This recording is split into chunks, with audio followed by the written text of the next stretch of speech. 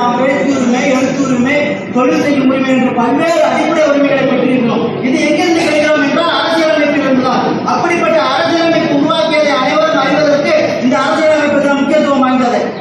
ஒரு நாட்டையே ஆள தகுதியில்லை என்று ஆங்கிலரால் இழிவுபடுத்தப்பட்ட நாம் நமக்கான அரசியலமைப்பை உருவாக்கும் அளவுக்கு எங்களுக்கு அதிகாரம் இருக்கிறது, அறிவு இருக்கிறது என்ற ஒரு நிலைப்பாட்டை கொண்டு உருவாக்கினோமே இந்த அரசியலமைப்பை. அதை அடுத்த தலைமுறையும் உணர வேண்டும், அடுத்த சந்ததியும் அறிய வேண்டும் என்பதற்கு வேண்டும் இந்த அரசியலமைப்பு முக்கியத்துவம்.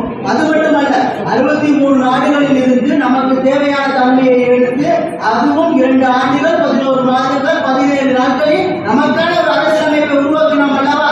அந்த வரலாற்றை அனைவரும் அறிந்து கொள்வதற்கு அரசியலமைப்பு முக்கியத்துவம் வாய்ந்தது.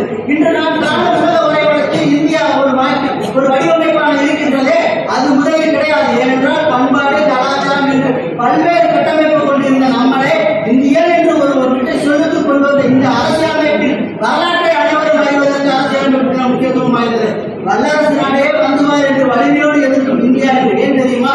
நமது அரசியலமைப்பின் முகப்புறையில் இந்திய மக்களாகிய நாம் என்று நமக்காக உருவாக்கினோமே என்ற ஒரு அரசியலமைப்புக்கான சக்தி நம்ம மனதில் இருக்கிறது என்பதற்காக தான் இன்று வல்லரசின் புலனத்தை வேண்டாம் என்று தூக்கிவிட்டு இந்தியாவின் அரட்டை எனும் செய்தி பகிர்வு தேவையை நாம் பயன்படுத்திக் கொண்டிருக்கிறோம். இந்த உணர்வெல்லாம் நமக்கு வருவதற்கு காரணமாக இருந்த அரசியலமைப்பை பற்றியும் அதை அறிந்து கொள்வதற்கு அரசியலமைப்பு தான் முக்கியத்துவம் வாய்ந்தது.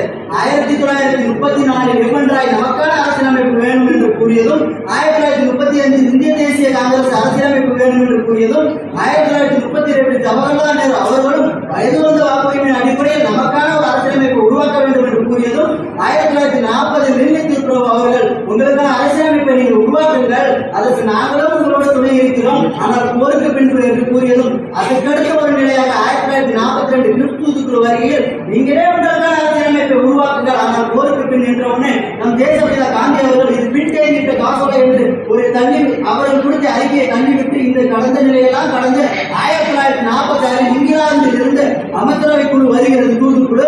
அது இங்கு அரசியல் நிர்ணயம் அமைப்பு ஒரு குழுவை உருவாக்குங்கள். அந்த குழுவில் உள்ள உறுப்பினர்கள் யாராக இருக்க வேண்டும் என்றால் அங்கு எப்படி தேர்ந்தெடுக்க வேண்டும் என்றால் விகிதாச்சார அடிப்படையிலும் மறைமுக தேர்தல் மூலமாக பகுதியாக தேர்வு, நியமனம் மற்றும் ஒற்றை மாற்று விதத்தில் தேர்ந்தெடுங்கள் என்று கூறி அவர்களை எவ்வாறு தேர்ந்தெடுப்பீர்கள் என்றால் அன்று பிரிட்டிஷ் ஆண்ட அந்த காலத்தில் 11 பிரிட்டிஷ் மாகாணங்கள், 565 சிற்றரசர்கள் மற்றும் 4 பிரிட்டிஷ் ராணுவ அமைப்புகளில் இருந்து மக்கள் தொகை அடிப்படை என்றால் எப்படி 10 லட்சத்துக்கு ஒருவர் என்ற அடிப்படையில் நியமித்து அந்த குழு உருவாக்கிய இந்த வரலாற்றை அனைவரும் அறிவதற்கு அரசியலமைப்பு முக்கியமானது. ஏன் இன்று நம்ம நடத்த போட்டியில் முகப்புரை என்று 2வது ஒரு நிகழ்ச்சி வாசிப்பதற்கான ஒரு அரசியலமைப்பு குழுவால் உருவாக்கப்பட்டதை நம் கல்லூரியில். அதற்காகவே எத்தனை பேர் முகப்புரையை படித்தீர்கள்? சட்டம் படித்த நாமே அதை படிப்பதற்கு அந்த தினம் தேவை என்றால் சாதாரண மக்களும் அறிவதற்கு இப்படிப்பட்ட ஒரு தினம் வேண்டும். நாம் நடத்தினோம் நாடகம் மற்றும் ரோடில் நடந்து சென்று விழிப்புணர்வு ஏற்படுத்தினோம். அது மட்டுமல்ல, முகப்புரையை ஒவ்வொரு காவல்துறையிலும் கொடுத்தோம். இன்று இந்த விஷயங்களை உங்களுக்கு எத்தனை பேருக்கு தெரியும் என்பது எனக்கு தெரியவில்லை. ஆனால் அதை உங்களுக்கு எடுத்து சொல்வதற்கு இந்த தினம் முக்கியமானது என்றால் இதே போன்ற சாதாரண மக்களும் தெரிந்து கொள்வதற்கு முக்கியமானதே இந்த அரசியலமைப்பு தினம் என்பதை எடுத்துக் கொள்கிறேன். ஏனென்றால் ஒவ்வொரு முறையும் நாம் ஒன்றை உருவாக்குகிறோம், அடுத்த தலைமுறைக்கு அதை கடத்தவில்லை என்றால் இதற்கான வலிமையும் அதனுடைய முக்கியத்துவமும் தெரியாமல் நின்றுவிடும். ஆனால் இன்று அப்படி அல்ல.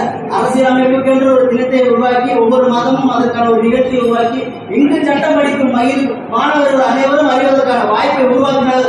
அதற்கு ஒரு காரணமாக இருந்தது இந்த அரசியலமைப்பு தினம் என்றால் சாதாரண மக்களும் அதை பற்றி தெரிந்து கொள்வதற்கு ஒவ்வொரு நாளும் அந்த கொண்டாடக்கூடிய நவம்பர் 26 அனைவருக்கும் அதை விழிப்புணர்வு ஏற்படுத்த வேண்டும் என்று கூறி ஒவ்வொருவரும் படிக்க வேண்டிய ஒரு மந்திர புத்தகமும் ஒவ்வொருவரும் வீட்டில் இருக்க வேண்டிய ஒரு மந்திர புத்தகம் அரசியலமைப்பு என்று கூறி அரசியலமைப்பு தான் இந்தியாவின் ஆன்மா என்றால் அந்த ஆன்மாவை பற்றி நாம் அறிந்து கொள்ளவில்லை என்றால் யார் மீது தவறு என்று உங்கள் முன்பு அந்த கேள்வி வைத்து என்னுடைய